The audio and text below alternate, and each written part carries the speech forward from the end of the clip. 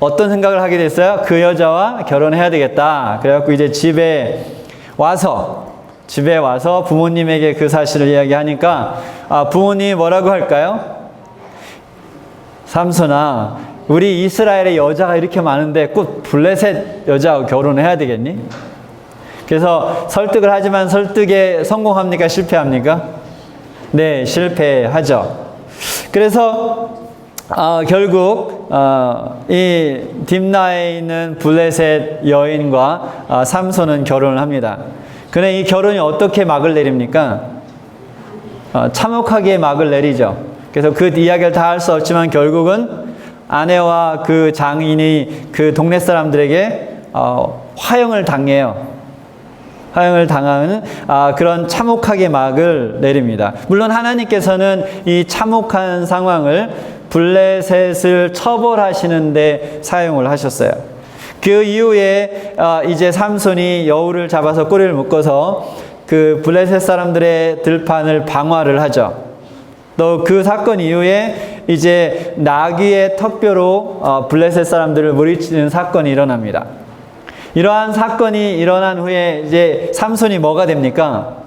이스라엘의 사사가 돼요. 그 사사라는 말은 그 이제 사사기에 나오지만 통치자라고 생각하면 간단하게 이해할 수 있겠어요. 여기서 우리가 삼손의 다른 면을 볼 수 있습니다. 우리가 삼손하면 뭐만 생각 들죠? 네, 힘이 센 그런 사람으로만 생각하는데 한 나라를 통치할 수 있는 지적인 능력도 갖고 있었던 사람이에요.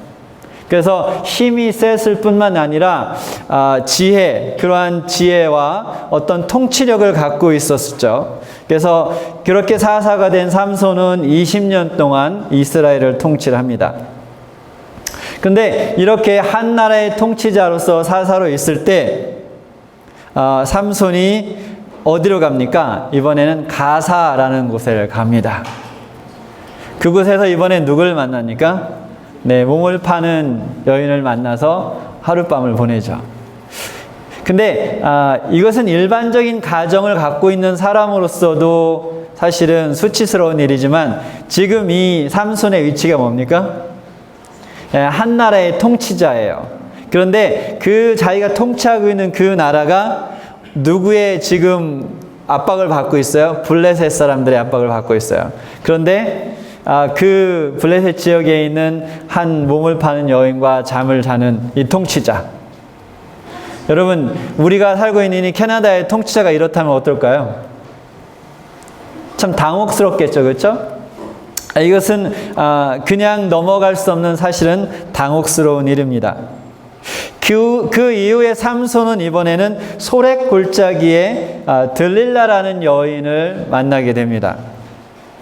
들릴라, 그 유명한 들릴라 여인을 만나게 되는데 성경은 뭐라고 기록하냐면 삼손이 들릴라와 사랑에 빠졌다 이렇게 기록하고 있어요. 근데 여러분 딥나에 가서 그 여인하고 결혼하려고 했을 때는 성경은 사랑했다라는 말은 없어요. 그렇죠?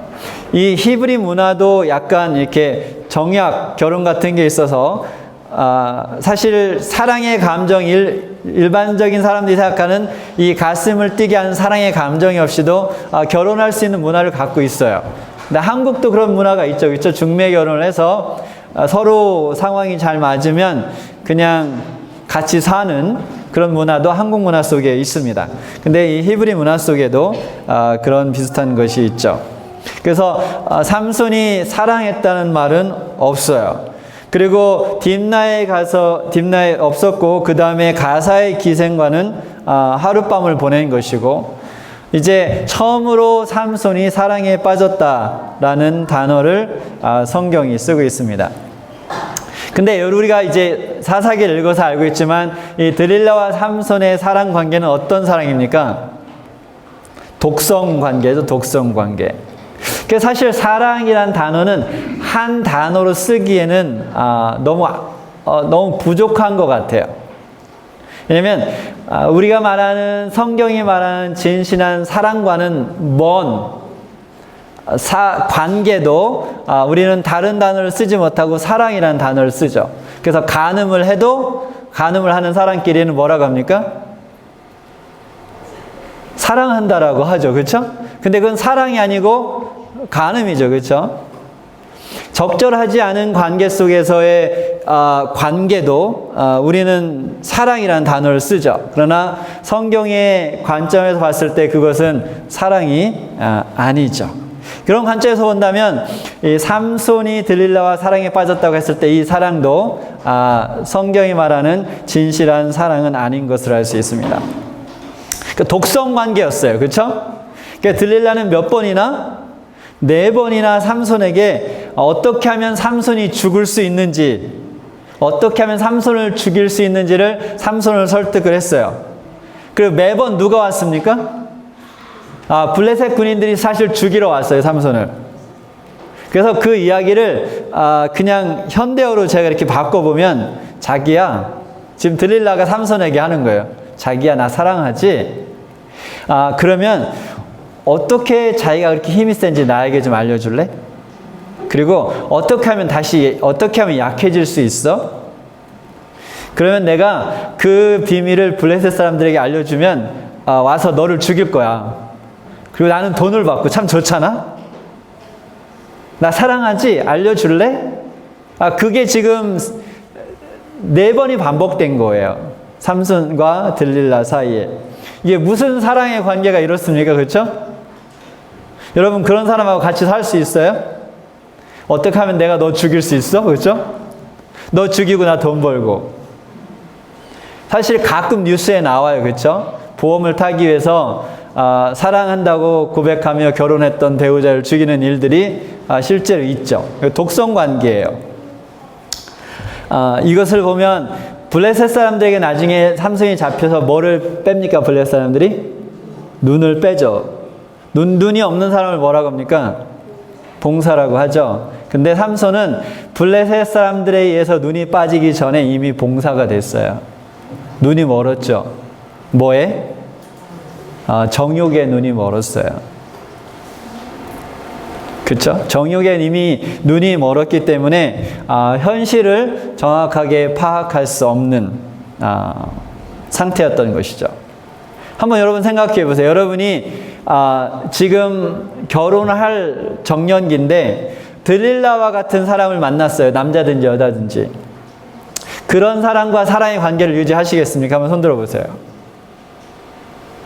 없죠? 제정신인 사람이라면 그럴 수 없을 것 같아요. 그렇죠? 근데 삼손이 지금 어떤 사람입니까? 힘이 세상에서 가장 센 사람이고 한 나라를 통치할 수 있는 지적 능력과 판단력을 갖고 있는 사람이에요. 그런데 뭐에 눈이 머니까? 네, 정욕의 눈이 머니까 절대로 어리석은 자들, 정말로 어떻게 보면 이 두뇌가 손상이 가지 않았으면 하지 말아야 할 일을 삼손은 하고 말죠. 부조와 선지자 567쪽에 보면 이런 말씀이 있습니다. 삼손은 육체적으로는 이 세상에서 가장 강한 사람이었으나 자제와 성실과 확고부동함에 있어서는 가장 약한 자 중에 한 사람이었다. 더 쉽게 말하면 삼손은 육체적으로 이 세상에서 가장 강한 사람이었으나 정욕에는 가장 약한 사람이었다 라고 말할 수 있겠죠. 사실 삼손은 우리가 매일 겪고 있는 우리의 이 마음속에서 일어나는 갈등을 잘 보여주고 있습니다. 삼손이 그런 들릴라와 같은 여자에게 사랑에 빠지는 것처럼 우리는 죄가 우리를 영멸로 이끌어갈 것을 알면서도 어떻게 합니까? 죄에 빠져 들어가죠. 여러분은 어디가 제일 약합니까? 삼손은 정욕이었어요. 한번 생각해보세요. 나는 사탄이 나를 공격한다면 어디를 공격해서 나를 무너뜨릴까? 그게 바로 weakest link, 체인의 가장 약한 부분이죠. 여러분, 사실 우리는 예외 없이 이 가장 연약한 부분을 갖고 있습니다. 그렇죠? 저를 포함해서 우리 모두는 이 가장 연약한 부분을 갖고 있어요. 그런데 이것을 누가 알고 있습니까? 그러니까 three parties, 적어도 누가 알고 있어요? 하나님이 알고 계시고, 또 누가 알아요? 네, 내가 알고 있고, 또 사탄이 알고 있어요. 우리가 어디가 제일 약한지, 어디를 건드리면 툭 하고 넘어질지 알고 있습니다. 삼손이 들릴라와 사랑에 빠졌던 것처럼 우리는 종종 죄와 사랑에 빠집니다. 그리고 죄는 때때로 들릴라가 삼손에게 말한 것처럼 말하죠. 이거 한번 해봐. 괜찮아. 기분이 좋을 거야. 물론 나중에 우리가 나와 같이 영멸할 수 있겠지. 근데 한번 해봐. 이렇게 들릴라가 삼손에게 말한 것처럼 죄는 우리에게 말하죠. 그러니까 삼손은 들릴라가 무엇인 것을 알고 있었습니까? 독주였어요. 마시면 죽는다는 사실을 당연히 알았겠죠. 그렇죠? 결국은 이것이 자기를 죽음으로 이끌 것이라는 것을, 독주라는 것을 알고 있었지만 삼손은 그것을 마셨어요. 우리는 죄가 우리를 구원하신 예수 그리스도 분리시키고 우리를 영멸로 이끌 것이라는 사실을 분명히 알고 있어요. 사실 침례를 받지 않은 사람들도 이런 건 알더라고요. 그렇죠? 그렇지만 여전히 우리는 죄에 빠져들어갑니다. 그리고 죄를 범하고 때때로는 그 죄의 결과로 인해서 고통스러워하죠. 근데 여러분, 더 위험한 것은 뭔지 압니까? 죄를 졌는데도 고통이 안 오는 거예요. 여전히 은밀하고 아무도 모르고 나만 하고 있고 아무런 그 consequence 없어요. 결과가. 그게 사실은 더 위험한 것이죠.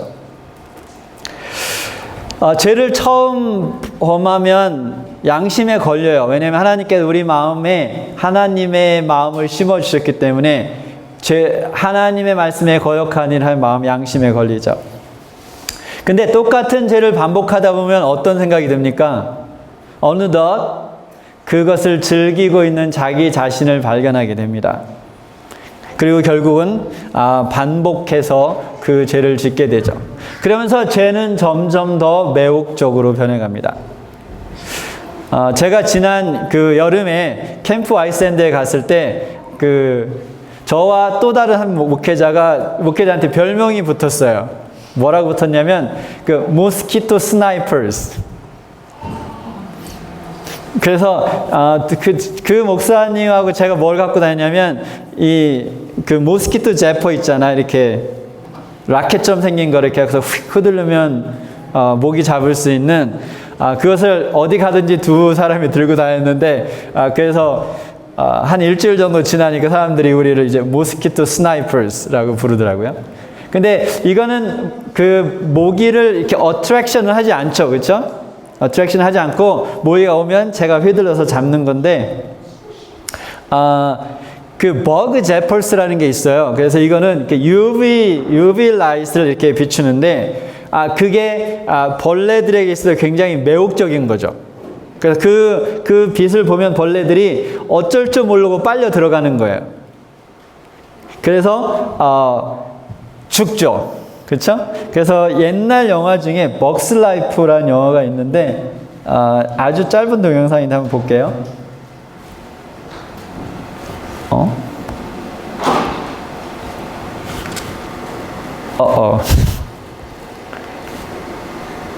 동영상이 플레이가 안 되네요. 된다.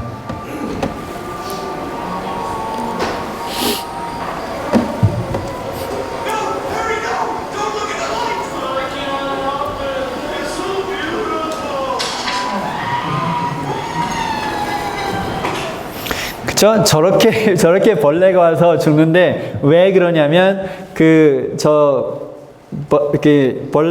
제퍼가 그 UV 라이트를 비추니까 그것에 이렇게 매혹적으로 끌려가는 거예요. 비슷하지 않나요? 우리가 어떻게 죄에 끌려가는지? 그 죄의 끝은 어딘지 우리가 알아요. 그렇죠? 그 끝이 뭡니까? 끝이 영원한 사망이라는 것을 알면서도 그냥 끌려가는 거예요. 자기도 모르게. 삼손이 들릴라에게 끌려가듯이 그렇게 끌려가는 것이죠.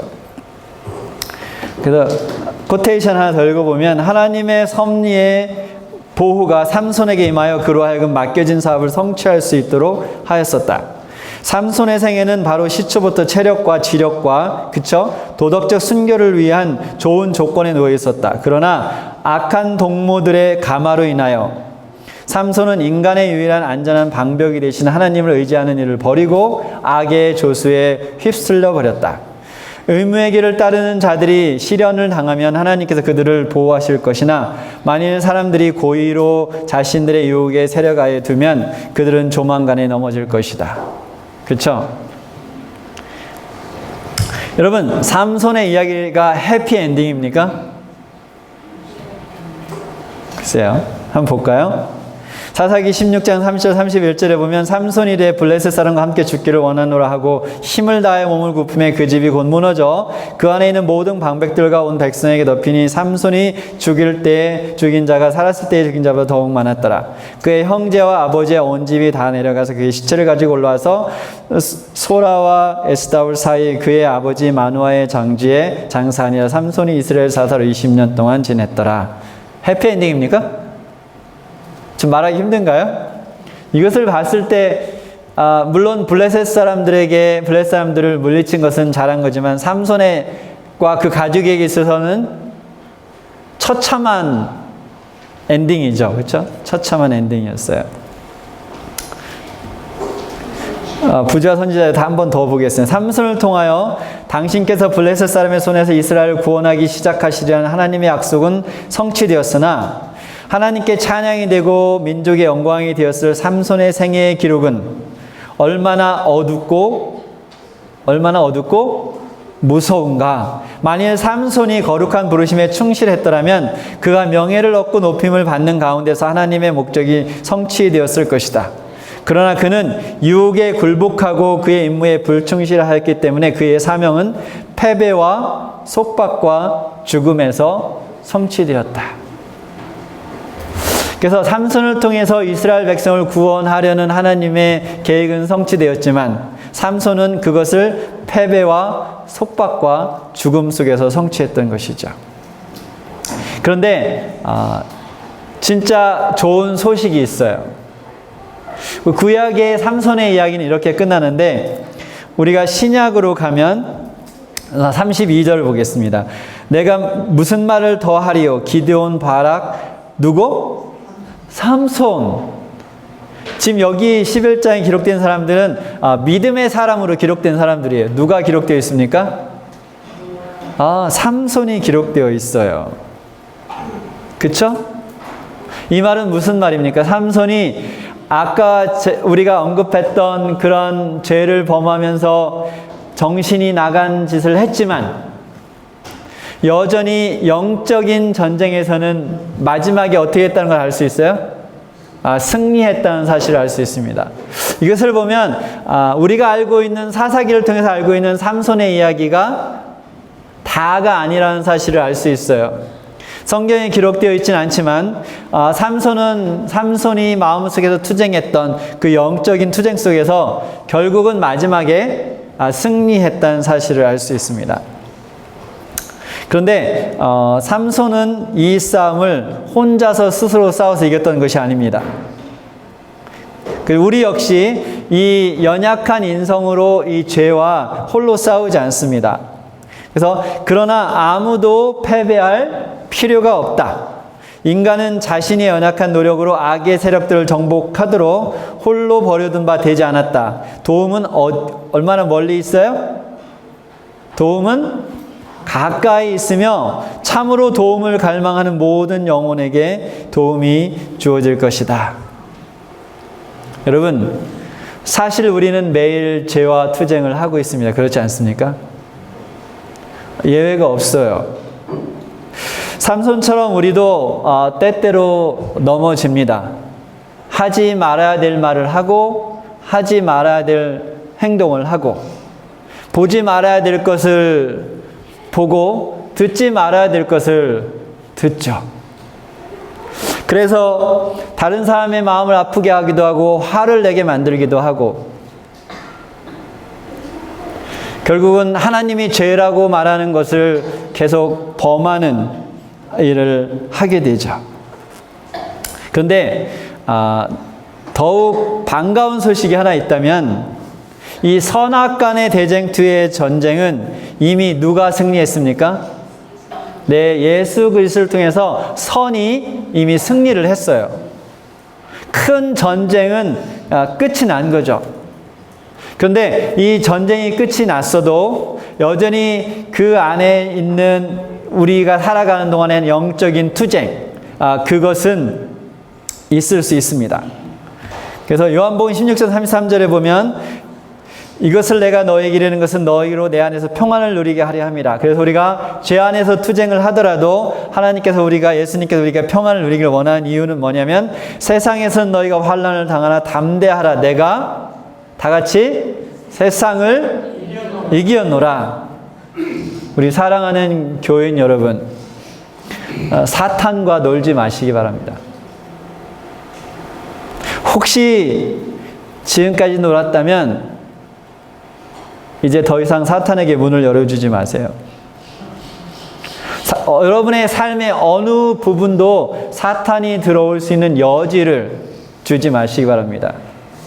이 여지라는 게 있어요. 그렇죠? 내가 완전히 그 사람에게 말하지 않아도 이렇게 뭔가 이렇게 여지를 주면 어떻게 됩니까? 그 사람이 오해할 수 있죠. 그렇죠? 남녀 관계도 그래요. 좋아하지 않는데도 이렇게 자꾸 뭔가 여지를 주는 사람들이 있어요. 그렇죠? 그래서 괜히 저 사람이 나를 좋아하는 건가? 라는 생각을 만들도록. 사탄에게 여지를 주는 순간 사탄은 절대로 실패하지 않습니다. 제가 뭐라고 얘기했나요? 사탄이 실패한다고 했나요? 아니요. 사탄은 우리가 여지를 주고 기회를 주면 절대로 실패하지 않습니다. 우리의 삶 속에 그것이 무엇이든지 우리가 사탄에게 여지를 주는 것이 있다면 과감하게 여러분의 삶 속에서 제해버리시기 바랍니다. 여러분, 우리는 죄의 문제에 대해서는 우리 스스로를 절대로 믿으면 안 돼요. 나는 의지가 강해. 난 이런 것에 절대로 안 흔들려. 우리 알잖아요. 그렇죠? 우리가 얼마나 연약한지, 얼마나 결심하고 자주 무너지는지 우리 스스로 잘 알고 있지 않습니까? 그래서 예레미야 17장 9절에는 만물보다 거짓되고 심히 부패한 것이 뭐라고요?